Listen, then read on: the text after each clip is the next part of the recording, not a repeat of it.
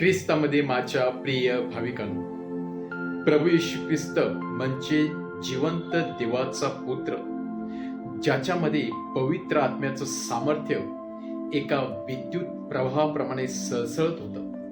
त्याच्या हातातून अनेक महान चमत्कार झालेले होते, अनेक महान कृत्य देखील घडलेले होते. ज्याप्रमाणे केवळच आंधळ्यांना दृष्टी नव्हे, लंगड्यांना पाय नव्हे, तर मरणातून देखील प्रभू येशू ख्रिस्ताने व्यक्तींना जिवंत केलेलं होतं. मरणातून जिवंत करणारा व्यक्ती किंवा मरणातून व्यक्तीला उठवणारा एकमेव परमेश्वर म्हणजेच प्रभू येशू ख्रिस्त आज आपल्या समोर हजर आहे. आणि म्हणूनच केवळ सृष्टीवरतीच नाही, तर मरणावरती देखील राज्य करणारा आणि जीवन देणारा परमेश्वर आज प्रभू येशू ख्रिस्त आपल्या समोर हजर आहे. बायबल आपल्याला सांगत आहे की जवळजवळ 3 व्यक्तींना प्रभू येशू ख्रिस्ताने मरणातून उठवलं होतं. एक म्हणजे लाजरस, त्याला परमेश्वराने नवजीवन दिलेलं होतं. दुसरा व्यक्ती म्हणजेच विधवेचा एकुलता एक मुलगा, ज्याने परमेश्वराने त्याला जिवंत केलेलं होतं. आणि आजचं शुभवर्तमान आपल्याला तिसऱ्या व्यक्तीविषयी सांगत आहे, ती म्हणजे याईराची कन्या, जी पूर्णपणे मरणाच्या पंथाला लागलेली होती आणि वेळ निघून गेल्यामुळे ती मरण पावली होती. त्या लहान मुलीला प्रभू येशू ख्रिस्त स्पर्श करून तिला त्या मरणातून उठवतो आणि नवजीवन देतो व परत एकदा आपल्या सर्वांना दाखवून देतो की मृत्यू आणि जीवन यावर राज्य करणारा एकच परमेश्वर, तो म्हणजे प्रभू येशू ख्रिस्त आहे, जो जीवन देणारा आहे आणि जीवन घेणारा आहे, ज्याच्यापासून सर्व काही येते आणि सर्व काही त्याच्याकडे परत जाते, जो अल्फा आणि ओमेगा आहे आणि जो आपल्यासाठी नेहमी नवजीवन देण्यासाठी तयार आहे. आज शुभवर्तमान आपल्याला सांगत आहे, प्रभू येशू ख्रिस्त केवळ त्या लहान मुलीलाच मरणातून उठवत नाही, तर त्या लहान मुलीला मरणातून उठवण्यासाठी जाता जाता एका 12 वर्ष रक्तस्त्रावाने पिडलेल्या एका स्त्रीला देखील केवळ एका शब्दाने स्पर्शाने तिला शुद्ध करतो. 12 वर्ष ती बाई मोठ्या विश्वासाने थांबलेली होती. 12 वर्ष ती धडपड करत होती. अनेक डॉक्टरकडे जाऊन देखील तिला त्या आजारावरती कुठल्याच प्रकारचं औषध मिळालेलं नव्हतं. उलट तिची परिस्थिती फार खालावलेली होती. परंतु तिच्या मनामध्ये कुठेतरी आशेचा किरण होता. तिच्या मनामध्ये कुठेतरी विश्वास होता की प्रभू येशू ख्रिस्ताच्या केवळ आणि केवळ वस्त्राला जरी मी शिवली तरी मी शुद्ध.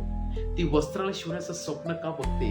कारण प्रभू येशू ख्रिस्ताच्या शरीराला शिवण्याची हिंमत तिच्याकडे नव्हती, कारण तिला लोकांनी वाईट टाकलेलं होतं, समाजाने तिला धुडकावून लावलेलं होतं, कारण ती रक्तस्त्राव झालेली स्त्री असल्यामुळे लोक तिला अशुद्ध मानत होती. आणि म्हणूनच प्रभू येशू ख्रिस्तासमोर येऊन त्याला स्पर्श करण्याची हिंमत तिच्याकडे नव्हती. परंतु ती हिंमत करते आणि प्रभू येशूच्या वस्त्राला शिवते आणि त्या वस्त्रात तो विद्युत प्रवाहाप्रमाणे प्रभू येशूचा स्पर्श तिला जाणवतो आणि ती पूर्णपणे शुद्ध. हा केवळ वस्त्राला स्पर्श केल्यामुळे नाही, तर तिच्या मनामध्ये जो विश्वास होता आणि तिच्या मनामध्ये जी आशेचं किरण होतं, आशेचं तुफान उडालेलं होतं, त्यामुळे ती व्यक्ती पूर्णपणे बरी होते. केवळ तिच्या विश्वासामुळे आज प्रभू येशू ख्रिस्त तिला नवजीवन देते व तिच्याद्वारे प्रभू येशू ख्रिस्त सांगत आहे, जर आपल्या जीवनामध्ये नक्कीच आशा असेल, आपल्या जीवनामध्ये तिच्याप्रमाणे प्रचंड विश्वास असेल, तर कुठलीही अशक्य गोष्टी ती शक्य आपल्या जीवनामध्ये होऊ शकते. ही त्या एका स्त्रीद्वारे प्रभू येशू ख्रिस्ताने सांगितलेलं आहे. दुसरी महत्वाची गोष्ट आपण त्या स्त्रीपासून शिकू शकतो, तिने समाजाचा विचार केला नाही. लोक मला काय बोलतील, लोक मला काय मारतील, कुठे मारतील, याचा तिने कधीच विचार केला नाही. कारण तिचं लक्ष केवळ आणि केवळ प्रभू येशू ख्रिस्तावरती केंद्रित होतं आणि तिला कुठल्या परिस्थितीत ते शुद्ध व्हायचं होतं. जेव्हा मनामध्ये जिद्द असते, आपला गोल क्लिअर असतो आणि प्रचंड विश्वास असतो, तेव्हा आजूबाजूची परिस्थितीचा आपण कधीच विचार करत नसतो. आणि आज त्या स्त्रीने आजूबाजूच्या परिस्थितीचा विचार केला नाही, परंतु पूर्ण लक्ष आपण प्रभूवरती किंवा येशू ख्रिस्तावरती केंद्रित केलं आणि म्हणून तिला नवजीवन मिळालं. त्याचप्रमाणे त्या याईराने पूर्ण गुडघे टेकून परमेश्वराने विनंती केली. तो पूर्ण लोटांगण घालतो, परमेश्वराच्या हातामध्ये तो आपलं जीवन समर्पित करतो.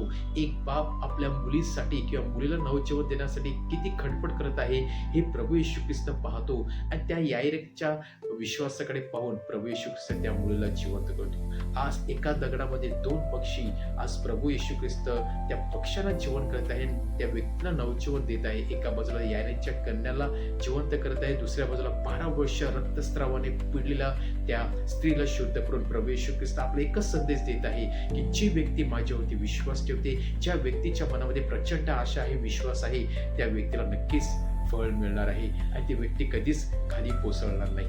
आपण देखील प्रभू येशू ख्रिस्ताकडे येऊया. त्या स्त्रीप्रमाणे त्या वस्त्राचा त्याचा स्पर्श घेण्यासाठी प्रभू येशू ख्रिस्ताकडे येऊया आणि मनामध्ये ठाम विश्वास ठेवूया की केवळ आणि केवळ प्रभू येशू ख्रिस्तच आपलं नवजीवन देऊ शकतो आणि आपल्याला या मृत्यूच्या दरीतून केवळ प्रभू येशू ख्रिस्त आपल्याला सोडू शकतो. आपण प्रभू येशू ख्रिस्त विश्वास ठेवूया, आपलं जीवन समर्पित करूया आणि नक्कीच परमेश्वराचा तो स्पर्श विद्युत प्रवाहाप्रमाणे आपल्या जीवनामध्ये येणार आहे.